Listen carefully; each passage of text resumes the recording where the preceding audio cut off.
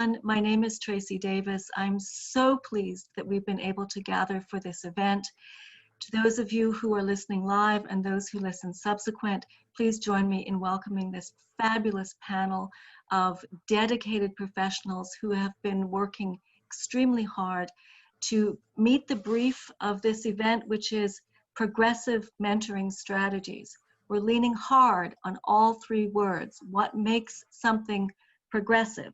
How does it address the needs of individuals, the needs of different identity groups, the needs of different kinds of intersectionality? What is mentoring, and how do we think about mentoring at this point in the 21st century for people with different career points, as students transitioning to being different kinds of professionals, and as professionals progressing through their careers with all of the complicated possibilities that entails? And how do we, within organizations or outside organizations, or how do we form organizations that deploy this as a strategy? So we're going to hear from our 5 panelists, each quite briefly, a maximum of 5 minutes each, and then we look forward to a robust Q&A. We really want to hear from everybody, generating questions and comments. So without further ado, let me turn to Heather Nathans and to Kirsten Pullen, who will lead us off. Wonderful. Thank you, Tracy, for convening this. I really appreciate it. So I'm Heather Nathans. I use she, series pronouns. I'm the chair of Theater, Dance, and Performance Studies at Tufts. I'm Kirsten Pullen. I also use she, her series pronouns, and I am a professor at the University of Illinois at Urbana-Champaign. So as Kirsten was saying before everybody got on the call, we haven't really done anything apart since March. And in a period of such isolation, we found wonderful opportunities to work in astonishingly collaborative ways on an almost daily basis. And we're going to be discussing multiple initiatives that were supported or hosted by the following organizations: the American Theater and Drama Society, the Association for Theater and Higher Education, Auburn University, Dartmouth College, Duke University, LSU, Northwestern, San Diego State University, SUNY Buffalo, Tufts, the University of British Columbia, UCSD, and UIUC, as well as a host of other universities whose faculty very selflessly gave their time throughout the summer. Ultimately, we wound up running so many programs that we hired 4 graduate students to develop a website that would complement and coordinate all of our offerings, to track registration for our events. And so I just want to take a breath and give a huge shout out to Whitney Brady Guzman, Stephanie Engel, Mia Levinson, and Carrie Watts. And Carrie Watts is a student at Northwestern. We literally could not have done it without them at all. We would have fainted. So Kirsten, I think, is going to talk about the first one of our initiatives, the First Book Bootcamp. Yes, I am.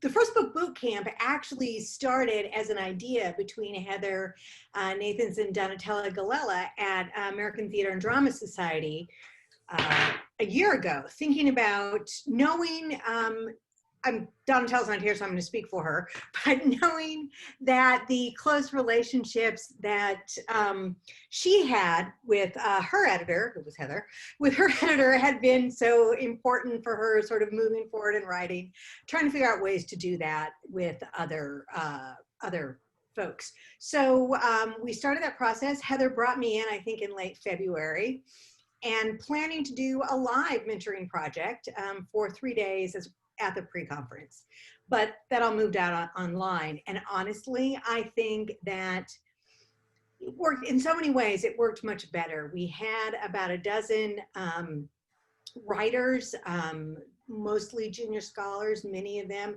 contingent faculty, working with sort of mentors at the associate level who had published before, working for a week. And I know that the 2 mentees that I worked with were able to pretty much finalize a proposal, which had been their goal with that.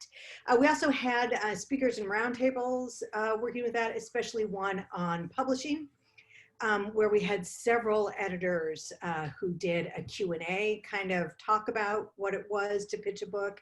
And then also they and other editors were available for some 30-minute one-on-one conversations. So lots of the mentor and relationships are continuing. I am still working with one of my mentees about once a month, and have kind of moved from working on just the book proposal to now working on chapters and writing. So that's just my experience, but it has been really fantastic, I think, all the way around. Heather, if I didn't cover anything, jump in, please. No, I think you covered a lot of it. We also did videotape, or what do we say now? We recorded the publication section, and then that's online on our website, along with a lot of other sort of how-to videos that came out of our online research sessions that we ran throughout the spring and summer. So I will segue to those. So those, you might have seen some of the announcements for them, and some of you very graciously participated in them. This was a grassroots project that it morphed into 5 days a week of online research sessions, topics ranging from book and article publications to how to apply for fellowships. We reached out to volunteers, and we were able to schedule months worth of daily activities. We also set up open office hour sessions for people who just wanted to drop in to chat one-on-one with somebody. And it was fascinating. Attendance at the sessions would range from 1 to 2 people to 20 plus people, depending on time of day or subject. But what we wanted to offer was hopefully a series of ongoing conversations, as well as access to be able to ask questions, to be able to get some mentorship, to be able to say, I'm working on an article, what should I do with X, Y, or Z? And we did record some of those sessions as well, just between the two speakers, because by the 4th month, we had a sense of the most frequently asked questions. We were able to do that and make that available. And then we also launched the Dissertation Bootcamp series that Kirsten's going to talk about. Yes, both the first book bootcamp, very much so, but also the online mentoring, research mentoring conversations. We sort of aimed those at faculty for the most part, and realized, although we did have graduate students certainly join in on some of those online conversations, but we realized that we needed something, we wanted to do something for grad students as well. And as we got closer to the beginning of the semester, we realized how adrift some of those grad students, especially dissertators, might be because of COVID. So we ran, again, based on something that, based on sort of general principles, I would say, of writing groups and accountability groups, as the book camp and some of the work that Heather had done specifically as well. So we launched these 6-week sessions where scholars, we actually had 40 this summer, just over 40 this summer, and about 35 right now. These junior ABD, not junior, ABD scholars, they were paired up with what we called a Muddy Buddy. And it was that Muddy Buddy relationship where the sort of direct feedback came through, the editing and the revision process, all kind of through a peer editing. And they switched halfway through the 6 weeks, so that they worked with 2 different Muddy Buddies to sort of expand their networks and also keep translating their work for unfamiliar audiences. And we also had 2 facilitators, faculty facilitators, between one of us did the first, the second 3. So it was a lot of getting the networks done. And the best part about it was that at the end, if you did the boot camp work of 8 to 10 pages a week for 6 weeks, you were going to get 50 to 60 pages by the time you were done. And the absolute majority of our ABDers did, in fact, get that work completed. And so that was really super. We also did things about making the dissertation process fun. Right brain push-ups, where we invited them to try a new food or make a mixtape for about their dissertation. I had facts of questionable value based on my own writing, where it's a fact that is so much fun for me, but Actually, no one else needs to know it. So inviting them to share those kinds of things. So really, it was kind of an hour for us to come together and sort of celebrate what we had accomplished, and then some really concentrated work between the Muddy Buddy partners, and then we were done.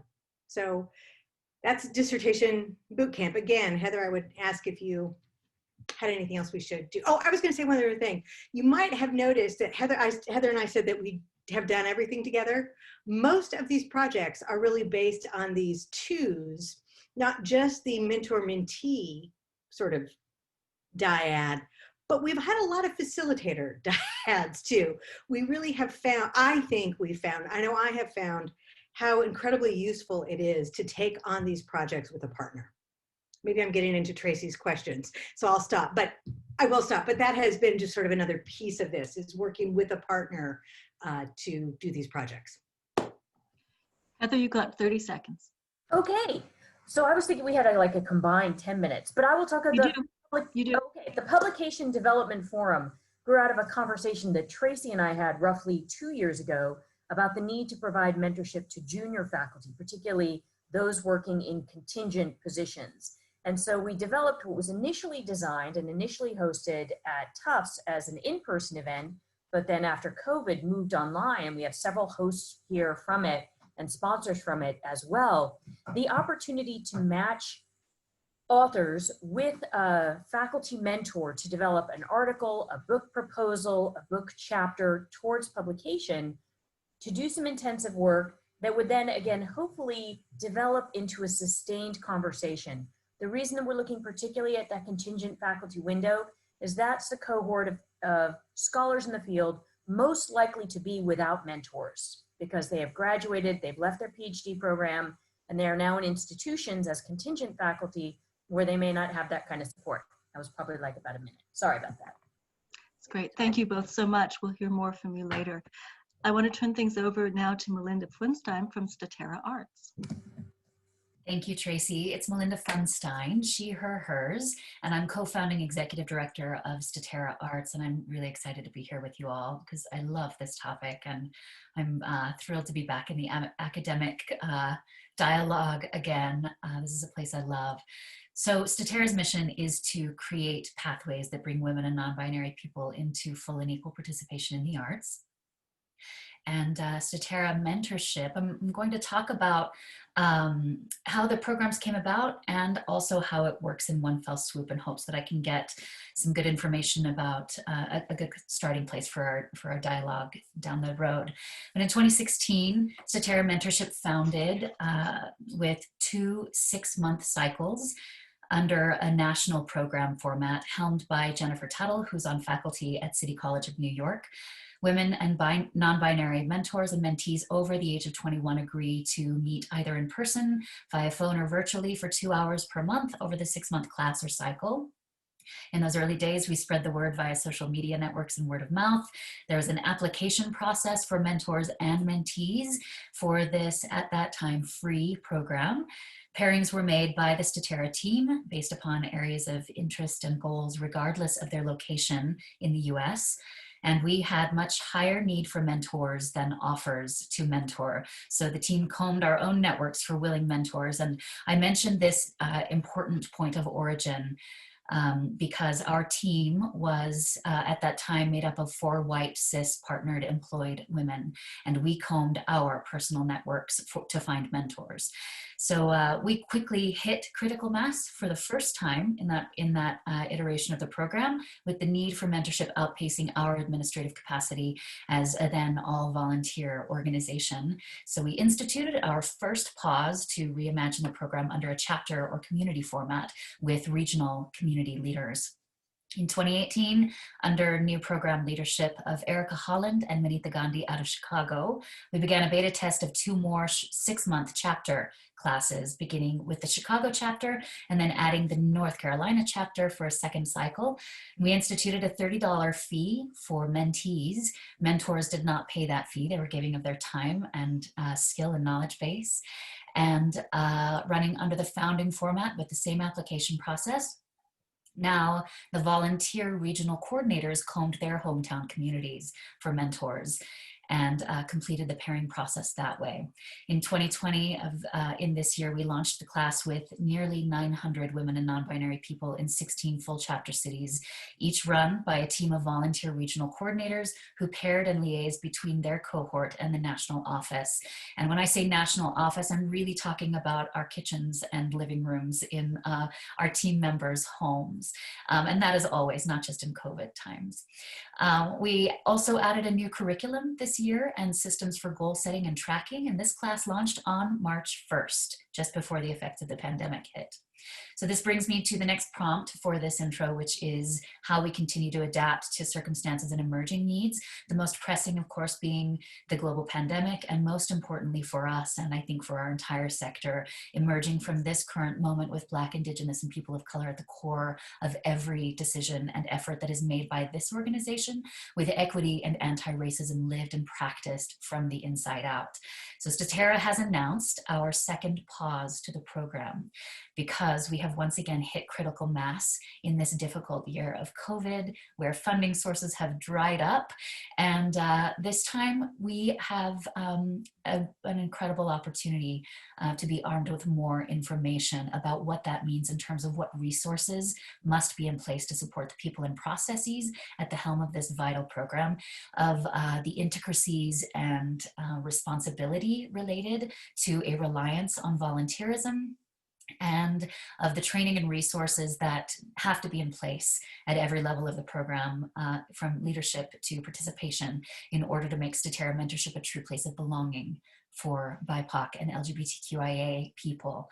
And I expect to get more into those details in our discussion, and welcome any questions about any of it.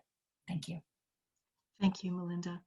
We'll turn now to the fourth of our 5 panelists, Jeremy Kisling, who will speak to us about an initiative undertaken by the Southeastern Theater Conference. Hi, everyone. Thank you for having me today. My name is Jeremy Kisling. I serve on the Southeastern Theater Conference board and have the good fortune of being our task force chair for our mentoring program. We are the largest theater organization in the nation. So we have an annual conference that happens in March, which houses about roughly 4,500 people attend, between 4,500 and 5,000 individuals attend.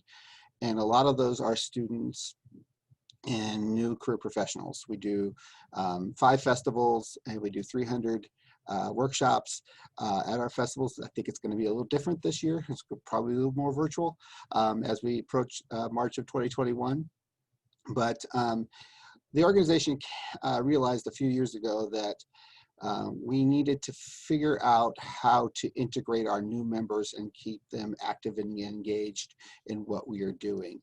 So we were tasked with creating a mentoring program that we felt like was dynamic and interesting and engaged our constituents, as well as gave them a path to the organization. And our mission is connecting you to opportunities in theater. And so we really wanted to make sure we were doing that. To that end, we created a 3-tier mentoring arm program, which really looks at career development as one, leadership development as another, and then networking as its third component. And under career, we kind of leave these all widely defined. Mentors speak with mentees about pathways and lessons they've learned within their career, specific to their expertise. So this could be a mid-level career person, or it could be a beginning graduate student. So the idea here is that we connect them with pods. So one-on-one peer mentorship is really important, but what we were finding is that people were losing connections, right? And so we established what we called a pod. And that each cohort had like 4 or 5 people in it that they could draw upon, 2 mentors and 3 to 4 mentees in each pod. And so that was that way people could, if somebody became really busy in a production process and needed, but they wanted to talk to somebody, there might be somebody available to talk to. So we created this little structure that was a little bit more flexible than a one-on-one mentorship. The other thing that we realized is that networking also became really important. And this really stemmed out of, we had a few department chairs who were really looking for, I know I've got this issue, and in this COVID time, I think everybody has this issue. So, how do we network as department chairs to begin to address some of the problems that we're seeing within our individual institutions? And so networking became a part of the pods as well.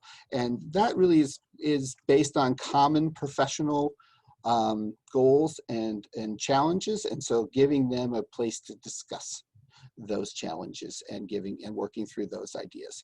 And then the last thing that we noticed is that we had a lot of people were interested in being involved and engaged in leadership, but weren't finding necessarily the pathway, because we're such a large organization and we're an all volunteer organization. We have, for the most part, boards are volunteer. So we had to find a way for people to begin to find their path through the organization to get to leadership, and especially if they were interested in what that was. So we created a process of filling out a form and filling out your goals and understanding what you needed out of the mentorship program, and then having someone plug those into the organization. So I'll stop there. Great. Thank you so much, Jeremy, and we look forward to hearing more in the discussion. I'm eager now to turn to Monica White Ndounou, who will be explaining to us what the Craft Institute is. Monica? We've momentarily lost Monica, but I'm sure she'll find her way back. In the meantime, I want to, let me make sure she's coming in. Here we go. In the meantime, I want to suggest to the panelists that you might think about an instance of somebody who's participated in your programs, and how by giving a short case study, you might help us better understand what some of the outcomes have been. Monica, back to you. Yeah, thank you so much. I guess I have a shaky internet connection here as well. But did you all receive the link in the chat? No? Not yet, but let's get that later. Okay, great. So essentially, I'll just start by telling you how we started doing the Pay It Forward all career level mentorship program, which is now housed at the Craft Institute, but originated during my term as president for the Black Theater Association of ATHA, which is BTA is the focus group of ATHA. And when I started my term, one of the things that became really clear to me is that there were a lot of people in need of mentorship that were not receiving it at their institutions, especially a lot of members of the Black community. And so in thinking about my own career path and how I've been very fortunate to connect with different people throughout my life and career that have provided me with a lot of different information and advice that's been really instrumental in leading me to where I am now, which is I'm currently an associate professor at Dartmouth College in the Department of Theater, and I'm also affiliated with African and African American Studies and Film and Media Studies. In addition, I am the founding executive director of the Craft Institute. So how does someone like me, who is a first generation college graduate, make it to this stage? What's the model for that? And key to it is developing a network of mentorship that can support the development of the individual with their specific needs at every stage of their career level. And so this is what I realize now, but when I started, I just thought, let's just do a mentorship program and let's just build it around the concept of paying it forward. And that was for me thinking about the gratitude I have for the people who have supported me throughout my career. And how do I share that in a way that's also sustainable for me? Because once you become more visible, more people reach out, and then you have less time and energy that you can give to each person. So trying to find a way to create a model that's more sustainable.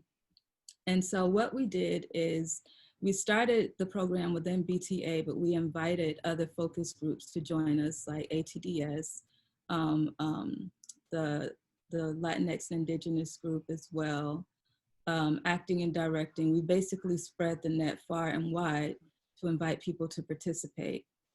That lasted for about 2 years during my term as president. And once I transitioned out of the role and Nicole Hodges-Pursley took over, then we started to think about moving the program outside of BTA.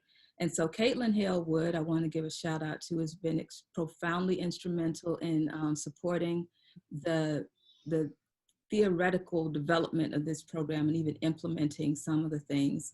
So I'll talk more about the specifics of it. You can see on the website, it outlines pretty much what we do. We meet at various conferences and encourage people to connect with their mentors, have monthly check-ins.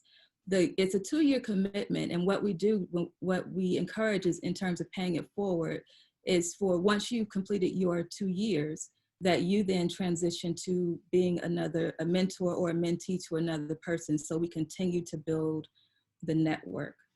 And it's been growing to the point that we have now had to transition our process to, we've actually been building a tool on a digital platform to aid us with our matching process, and also the networking element, which is going to be really helpful now that we're doing most things virtually.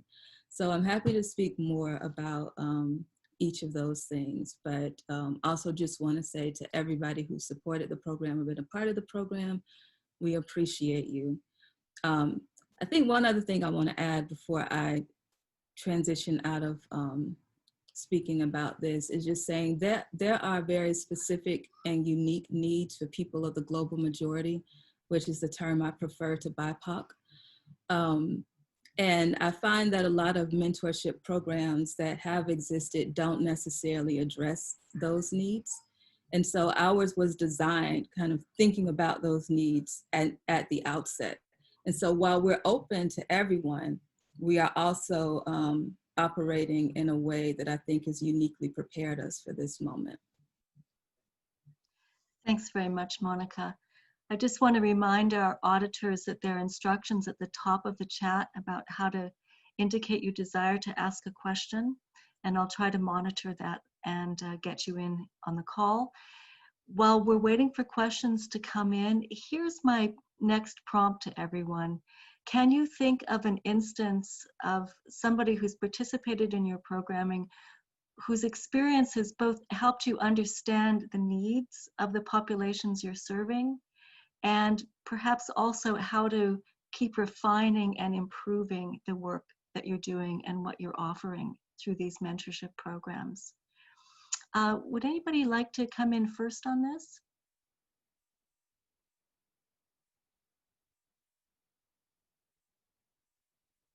Jeremy, could I ask you? Of course you can ask me. No. So for us, the person I'm thinking about, as I said, we had a lot of challenges in identifying leadership, and what we were finding is that we had we were kind of in the same pool, right? The same individuals, the same, based on academia for the most part, were because they have the time, and rather than our young people and our professional theaters, we weren't getting a lot of leadership from those areas. So by doing this model that we were outlined, we were able to kind of say, hey, I'm interested in a leader, but I don't know how to interface with the people that are making those choices and those decisions. And so what I was really excited about in this application for mentorship that we do is it gives really specific goals. So what is your goal? What do you want to achieve through being a mentee in our program? And so I think based on that alone, we were able to connect this individual that I'm thinking about to this offices that they were interested in, and then they were able to shadow them for a year before, and then we were able to start integrating them into the leadership model. So I really feel like that was successful for us, and I think that is something that we're going to continue to really mine as we go forward. Thanks, Jeremy. I'm sure that the longevity of that is also crucial to people's ability to not only identify needs, but also follow through with their mentor. Might I ask Melinda to jump in next? Absolutely. I'm happy to share about one of our chapters. and the leadership mix and the cohort that was showing up to the chapter in its first year. And when they first formed, before they launched the chapter, their cohort was very white. It looked all one way. And it was because the leadership in the regional coordinator team was also very white. And so after much conversation, we collectively decided to pause their launch and create a more intersectional mix of leadership. And they came back, they did that, and they came back and launched this year with a beautiful intersectional mix of leadership. And because of that, their cohort also reflected a beautiful mix of intersections that were represented. And I think it was a big lesson for us as an organization that we have to have the courage to pause the forward momentum in order to build it out in a way that really does engage the community in a broader way. And so we'll be taking that with us as we move forward. So did that involve a different strategy of recruiting mentors? Clearly not just one's kind of kitchen sink networking, for example? For us, the recruiting of mentors has to do with who's in the room, which is why I brought up that, in the leadership room, which is why I brought up that first origin story of our founding mix. So it was important for us. We still had a mostly white leadership when we made this decision, and we have been trying to figure out ways to disrupt and fill out our own leadership with a more intersectional mix. And so for us, it was really an experiment. We tried it and it worked, and I think moving forward, that is who is in the leadership team is those are the people who find belonging. Those are they attract their communities and represent belonging for certain intersections within the program. And I think that's an important lesson for our entire industry, that those in leadership are the faces and the people who represent belonging and what stories we're actually telling as an industry. So I hope that answered your question. It did. Thank you so much. Monica? I think one example I would give in this moment that's really indicative of how our program works is, in this moment, there are a lot of students across the country, throughout the world really, that are advocating for changes within their theater programs.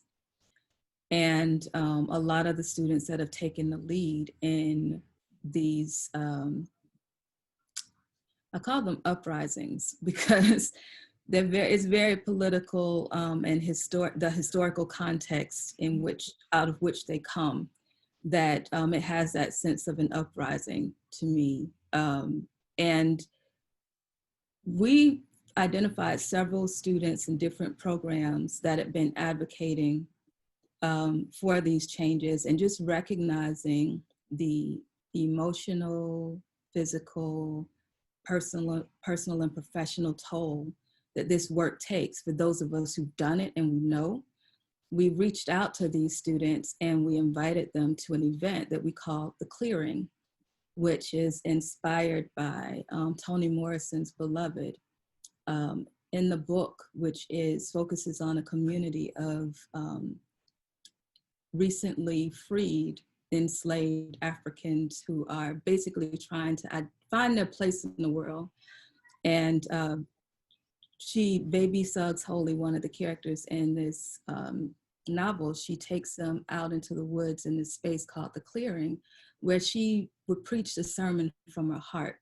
And there was a space in which they could affirm themselves and one another outside of a white gaze. And so what we did is we created this virtual space where we invited these students who've been doing this advocacy work so that they could meet one another and also just be able to release all that they've been carrying, many of them by themselves or as, as one of the only ones in their department, and just knowing how isolating that is. And so out of that, we've been able to be in communication directly with students and early career professionals to talk to them and say, what is it that you need? How can we best serve you in this moment and beyond this moment? And I think it's really important that we're doing that work, not just giving people a sort of a prescribed map of what we think they need, but also talk to them, about where it is they want to go and how they want to get there, coupled with things that we know about how we can help support that. Additionally, speaking to them and thinking about what it is that they want and need, it has now created a new event in which we will have an intergenerational conversation with the elders, that they want to be in the space with the elders who want to talk to them and share certain things with them. And so again, it's really grounded in our cultural worldviews, our cultural perspectives, our cultural interactions, and building out from there. So we don't shy away from that, even though we are also talking about very specific institutional changes that need to happen. And so I'm really excited about that. And I also want to give a shout out to Sierra Diane, who is Craft's first Emerging Creative Fellow and one of my mentees. And she was instrumental in putting that program together and is continuing to do that work amongst her peers within that group. What I'm also hearing in what you're saying, Monica, is that in inviting these conversations and then creating programming, you're not seeing mentoring as unidirectional. You're seeing it as multi-directional, and that's inherent to the intentionality of the programming. Yes, and just to affirm that, that's how our culture operates. And that's the beauty of being able to embrace that in this space. Thank you so much. Heather, can I turn to you?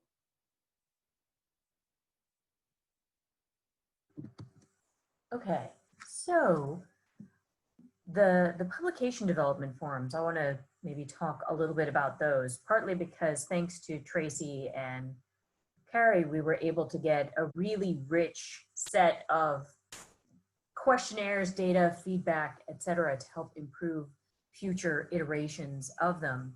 Part of it grew out of a study that I worked on with a number of colleagues over about 3 years, looking at graduate education and contingent faculty. So, and Beth is on the call, she was part of that. And one of the things that we found was that people are now on the contingent track approximately 4.5 years. That's the average time. And that people's productivity drops from 90% of contingent faculty can get a paper out at a conference to below 50% can come up with a book proposal, not even to mention a book. And one of the things that we were concerned about was this widening gap or potential for a gap of scholarship in the field. As a generation of scholars loses its mentorship structure in a PhD program, and then because, as I was mentioning earlier, of a contingent structure, doesn't get attached to future mentors.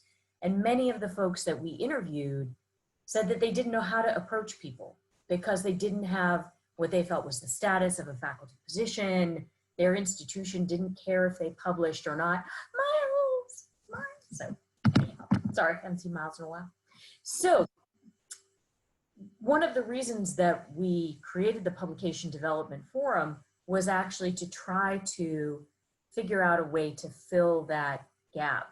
And the feedback that we got, and Tracy can certainly chime in here, the feedback that we got was overwhelmingly positive in the sense of people saying, now I feel visible. Now I feel like people are interested in me as more than someone who's teaching 52 sections of intro to theater. Right now I'm able to kind of restart my energy as a scholar and think my way through and past the dissertation or into the article that I want to write or towards the book proposal because someone sees me in a way that is not about my kind of function as a cog in this university or college machine. I also think that one of the things that Kirsten and I have found over the summer, and Tracy, I think we found with the PDFs, is that continuing to turn up. You know, and Monica, I think that everything that you're doing is certainly a shining example of this, that continuing to turn up, continuing to say, I'm here, what do you need? I'm here, how can I help? Has been really critical in creating an environment in which mentorship, nurturing of people's work can take place. So I'll shush and let Kirsten chime in. Right, Kirsten. I don't really have anything I don't feel like I need to add anything. If I was just not in agreement with Heather, I would love to move on just because. Super. Okay, thanks, Kirsten. Let's move on to Beth Osborne's question. Beth?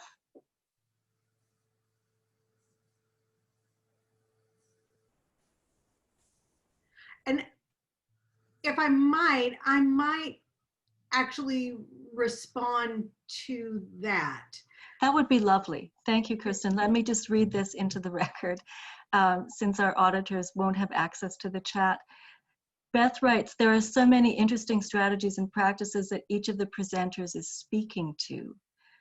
I'm wondering what each would identify as a remaining gap that needs to be filled and what the next steps might be. So presenters, if you'd like to respond to this question, could you send me a quick message in the chat? Kirsten. Yeah, I think that there are, I think that, as you point out, there are so many interesting strategies, Beth.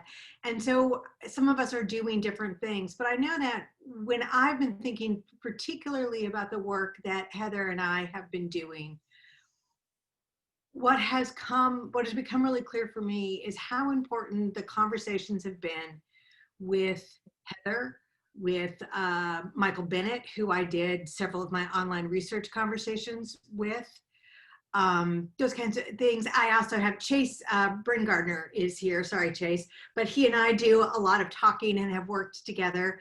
And so one place that I see it is for mid-career scholars or even senior scholars to have some formal opportunities to talk to each other. And thinking of the mentoring as not being, as being multi-directional and really taking advantage of that. I also think in this moment, so many people like me have a lot of educating of ourselves to do. And I know many of us are taking that on. Many folks are taking on that educating of themselves and of each other. So in some ways, I might fold that in to think, what is it that those folks who have the absolute luxury of tenure, and I say luxury because it's just not a given anymore to be on a tenure track, the luxury of tenure, the privilege of that sort of academic security to talk to each other about what's working and what's not inside their departments, but also, and I think most urgently, what's working and what's not inside their strategies for BIPOC students and faculty, for genderqueer folk, for non-binary folk, those kinds of things. So for me, not that we've covered everything else already, but that's a place where I think mentoring can still happen, and where we've been sort of, it's the kind of thing that always happens informally. Thanks, Kirsten. You're thinking within an academic universe, and I wonder if Monica might help us think across domains of academia and elsewhere. What did this say? Yeah, I agree that some of the gaps, number one, is one of the reasons why we wanted to do an all career level and to name it, because I think there's always an assumption that mentorship is only for, students and early career people. And I myself, I'm constantly building relationships with mentors, across the board. So hold on a moment, please.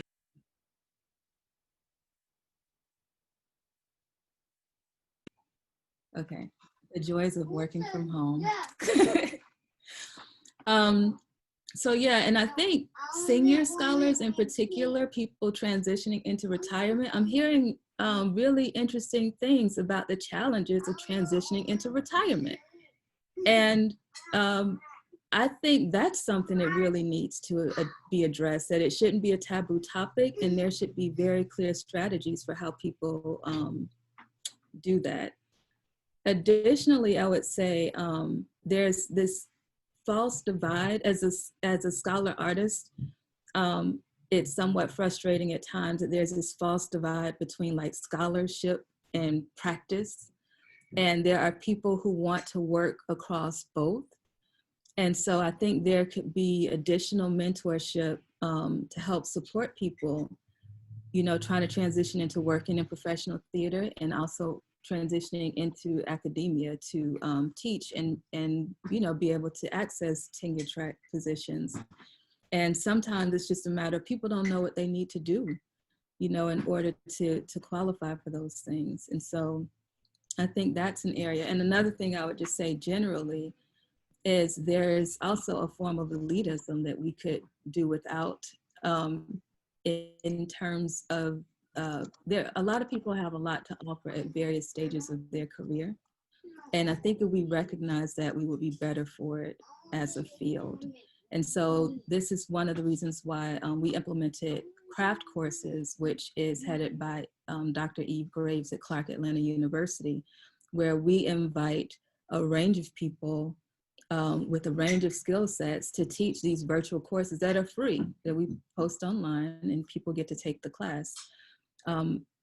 So I think if we were to really just shift our mindsets about, you know, who we are in this field as theater scholars and practitioners and what we're trying to accomplish, and also to work more interdisciplinarily, because I also do film and TV work as well. And that seems to be a gap, and I don't understand why. It's all storytelling. So how can we connect better across platforms as well as across disciplines at every stage of our career? Thanks, Monica. Kelly, I want to turn to your question now. Would you like to state it for us? Sure, I can do that. Hi, everyone. Thanks so much for this panel so far. So I'm really interested in mentoring strategies that don't reinforce a lot of the kinds of gatekeeping that, you know, I think keep people out of academic spaces. How do we equip people to be able to kind of flourish in either the professional world or the academy without also kind of, I don't know, continuing these sort of practices that have made those spaces so exclusive to begin with? You know, I think for mentoring and mentee relationships, recognizing expertise and experience is so important, but also I think I sometimes am concerned that by kind of maintaining that sort of structure of authority, that we're in some way, I don't know, just inscribing the field with hierarchies that perhaps aren't useful anymore. Thanks so much. Heather? Happy to give a go at responding to that. And of course, everybody else should chime in with their thoughts. You know, one of the reasons that, as Kirsten was mentioning, we did the Muddy Buddy strategy in the dissertation boot camps is that we wanted people to be working with colleagues who were roughly in the same cohort, and then also connecting with faculty members so that there was actually, you weren't looking sort of, the faculty mentor is going to hand me the information about what I ought to be doing, and I'm going to go from there, right? That what we were trying to do is create an opportunity for colleagues to have conversations across many different levels of experience. The same with the contingent faculty, right? Those are faculty members who are bringing, Monica, many of them, as you say, are also practicing artists. So there are people who are bringing practicing artist work to the table, who are established teachers of many, many years experience in their own rights. So we were finding that those conversations were actually creating fora for this kind of mentorship across many lines. I would also say that the daily conversations throughout the summer meetings, I hope, certainly our goal was to not have them be presentational, but to say, everyone come into a room and ask whatever you need to know. And as Kirsten was saying, one of the reasons we did pairs was because I might say, well, my best tip for book publishing is this. And Kirsten might say, really? What? That sounds just crazy to me. You know, I would say this, so that people were able to share lots of different, oh, here she comes. People were able to share lots of different opinions and areas of expertise. One of my other goals is to think about how to make sure that I'm doing all the work that I can possibly do to smooth the path for anybody who is making their way in the field, right? That is my job. That's my job as an editor. That's my job as someone who, as Kirsten says, has the luxury of tenure. That's my job. So whatever I can do to help that, even if it's getting out of the way, then that's my job to do. So Kirsten, I'll turn it back over to you. Me? I don't need to say anything. I was just agreeing. Oh, you popped up, so. Okay, great. I want to transition to Melinda then, who'd like to speak to this. Yeah, I'd love to share a bit of an idea that was shared with Statera as we were doing a sort of exit interview process on this last cohort by Chie Marita, who runs, she's a regional coordinator with the New York chapter and runs, is a partner at Forge New York City, Forge NYC. And a suggestion that she gave that we're looking at for our entire organization in terms of disrupting hierarchical practices and really the holding of information, because that's really what it is about, right? Who has the information, and then who is let in on what, you know, based on lacking information or lacking pieces of knowledge, right? And one thing she shared was thinking of mentorship not as a formal partnership or as a formal program, but thinking of mentorship woven in at every aspect. So when you think of board meetings, is there mentorship? Does each seat hold, you know, the sitting board member and a mentee? When you think of faculty meetings, are there places where it's possible to have a faculty member and a mentee in on the process who is learning that experience of being in a faculty meeting, of the processes and protocols and the red tape and all, you know, all of those things that are involved. And I really love this idea that really helps me to disrupt the idea of it having to be a formal partnership and a way to build that in and weave it into the very fabric of how we operate and in community with one another in our professional partnerships. But I also want to, if I can go back to the last question and amplify a little bit of what I heard from Jeremy with the pod idea and of Monica with the peer mentoring idea, because one of the things we hear a lot, and especially when we're coming from the gender equity lens, is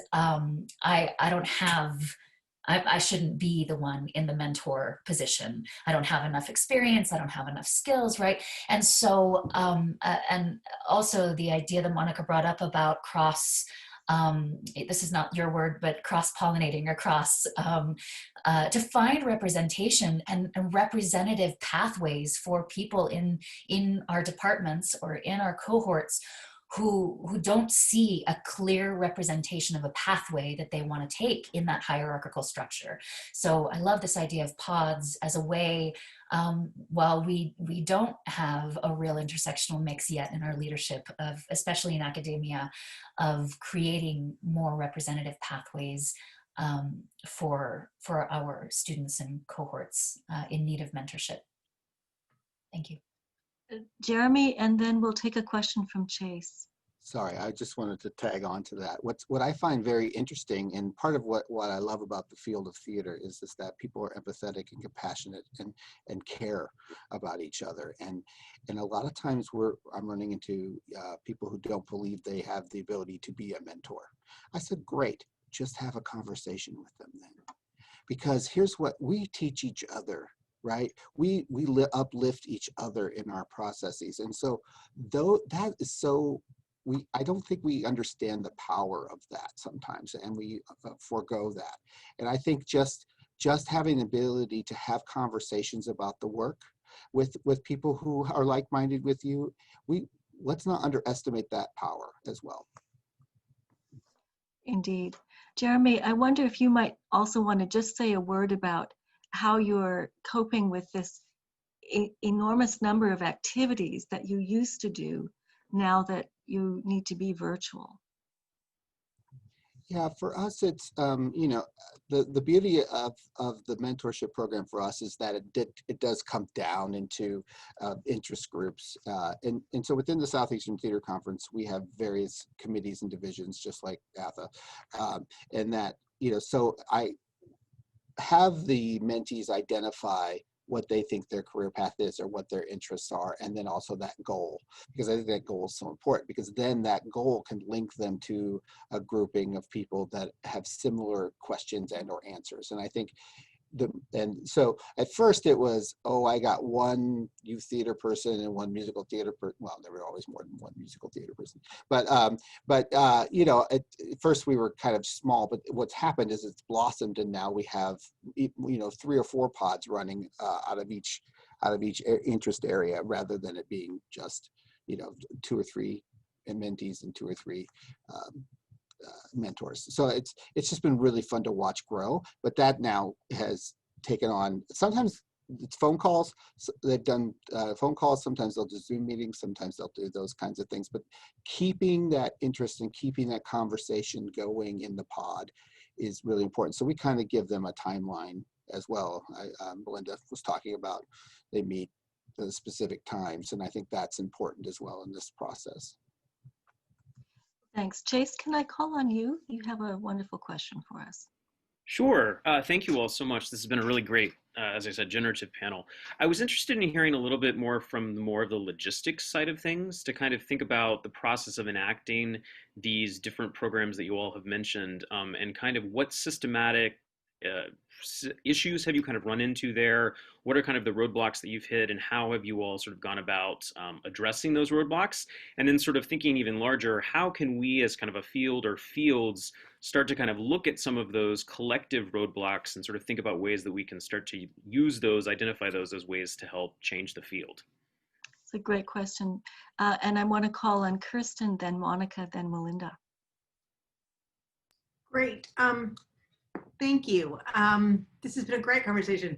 I threw some in the chat really quickly because I think there are other things, but just really quickly, I would say I was dying in March, and I'm guessing Heather was dying even more, and in April, as we were trying to get these things up, knowing that we needed a website so that we could, you know, have a place to direct people.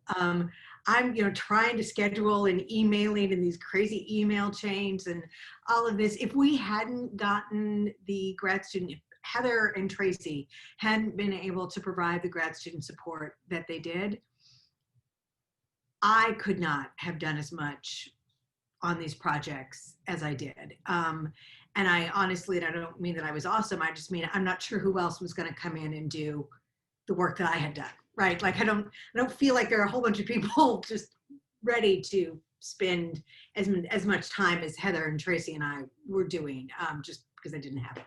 So I don't know what the solution to that is at all.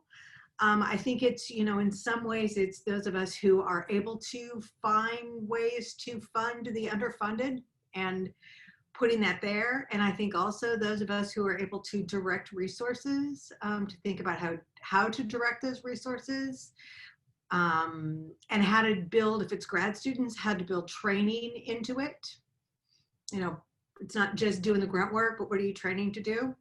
So that's my quick answer. Administrative support. Monica?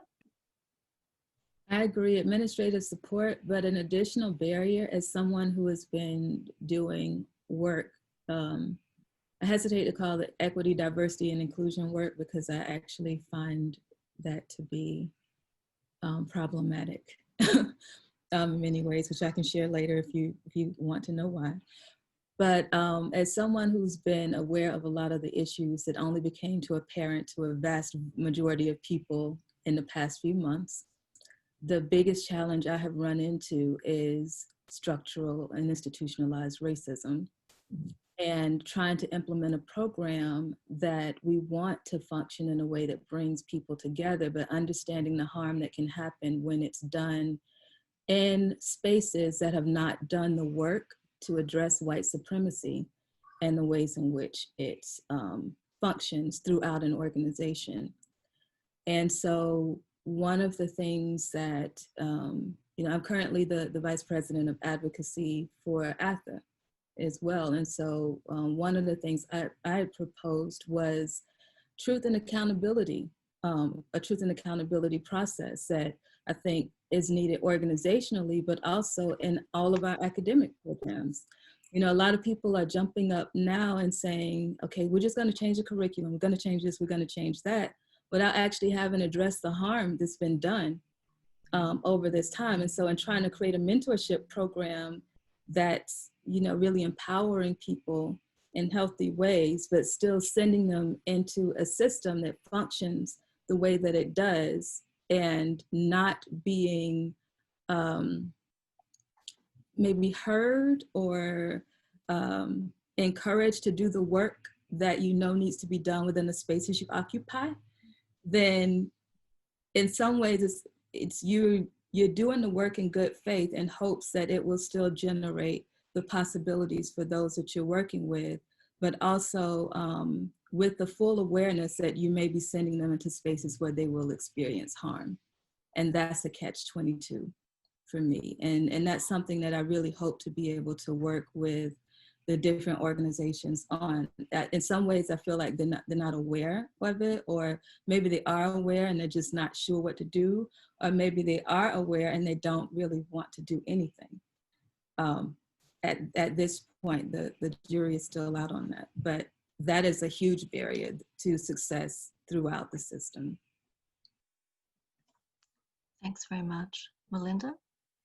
Yeah, thank you. And I'll add to both of the previous comments and give voice to the fact that the privilege of volunteerism, the privilege of being able to volunteer is a barrier to Black, Indigenous, and people of color. And so if you are looking to disrupt that very thing that Monica is speaking of, there has to be support to disrupt that very thing. So if you're wanting to get more people in the room and do the work for more people, then there has to be support for those people who don't have the privilege of volunteering themselves to the point of burnout.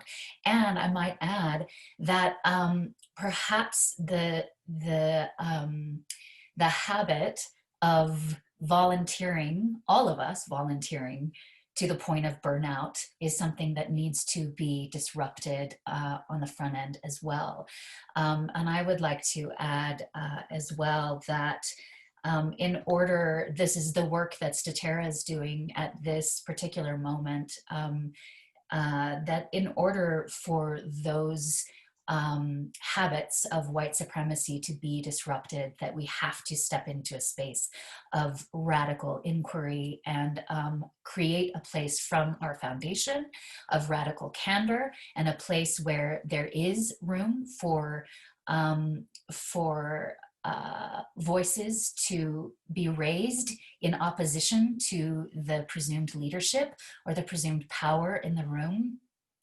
And I have more questions than answers in that realm right now, but I do know that that's a starting place. And having sat around the room at the board table in many a faculty meeting as the only woman, or as one of 10 white people in the room, I know that is work that we're way behind the curve on, and I'm honored to be in a space of doing it. Thank you. The question that I'd like to round out on is a really difficult one. And that is, we rely on volunteer mentors. Our programs could not exist without these mentors and their willingness to participate. And they bring many things. but they may not have all of the insights that we hope to have. They may not be able at the outset to engage in the full implications of radical inquiry, radical candor, radical generosity for what Monica has termed the global majority. So how do we think about bringing mentors along? How do we think about this not maybe just as a, and let me rephrase this. How do we think of our responsibilities in furthering mentoring programs and also helping mentors to grow so that they can better help the mentees benefit from the ways that they can enhance networking, enhance leadership, and enhance career prospects?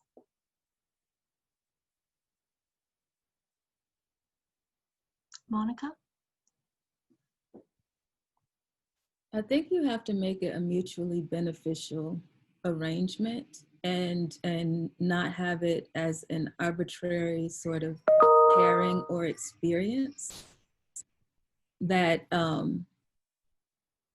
in our program, we encourage people to create something together, to do something together. And so both are accomplishing a goal in the process of interacting with one another. And that makes it, you know, each one can accomplish something in the process. Thank you. Anyone else like to contribute here? Really Melinda? love to. I love this idea of making this a mutually beneficial arrangement. And I think never has there been a better time when you're looking at intergenerational pairings, because the virtual world of our meetings and engaging with each other, I think is a world in which there's a naturally emerging mutually beneficial partnership for pairings that are made intergenerationally. The other thing that I think is really important, and one that we're really learning about and interrogating from our standpoint at Statera, is clear scope of work for the mentor and clear scope of need for the mentee. That it's not just about this broad pairing where we're going to get together and you're going to create this pathway for me, and then I'll know you're going to give me everything you've got, and there will be a download and an upload process, and you know, it is without boundaries. That is overwhelming, and nobody has time for that. And so if there is a very clear scope of work in terms of time and output, and if the mentee is very clear about the scope of need for this particular partnership at this particular time, that if it is 2 hours a month, that maybe you do have 10 things you want to be focusing on right now, but for this particular time in this particular partnership, maybe we're just looking at this one project and the 5 goals that we need to get accomplished in this 6-month period. And that seems the most compassionate way forward, I think, in terms of mentoring partnerships and building framework around you know, protecting ourselves as human beings. Heather? So this is coming at it from a more department chair's perspective on it. And some of you have heard me bang this drum before, but the way in which service is always at the bottom of the pile, right? It's research, teaching, service, or teaching, research, service. And the fact that service to the field, service to colleagues, service to the profession is always the last thing makes it very easy to understand how it can become the thing that sifts to the bottom of everybody's list. Because if you are trying to make your way in a profession, if you're trying to figure out what you need to do to, as Kelly said, get past those gatekeepers at an institution, then service is actually the thing that you are actively discouraged from doing too much of. Monica's nodding, yeah. So I think institutional priorities need to be reframed. And they need to be reframed around compassion. They need to be reframed around the reality of how our field emerges, and our fields, I should say, emerge the way that they do. And they emerge through everyone's collective labor and everyone's lifting each other's work towards hopefully better teaching, better scholarship, all of those things, but that service actually is interwoven through all of those components. So I will hop off of my service soapbox, but it seems to me that that's the reason, not the reason, that is a reason that it very often drops off or seems like a luxury that only certain people are able to take on.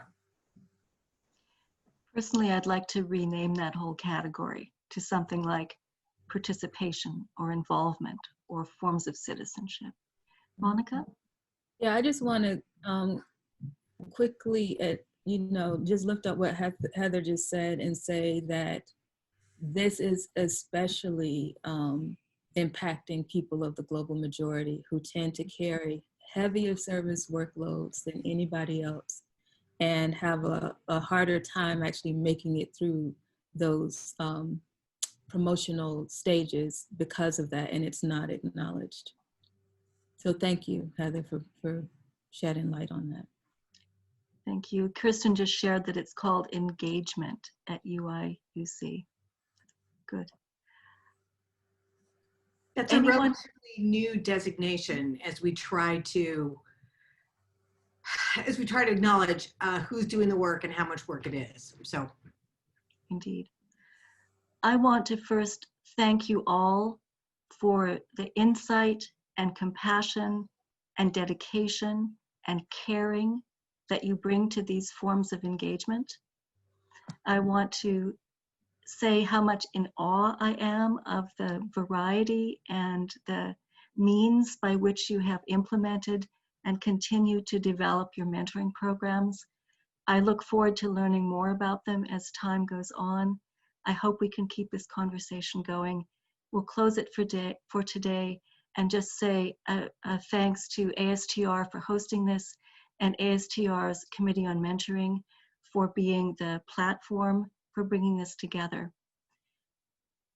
Please stay well, please stay in touch, and bye for now.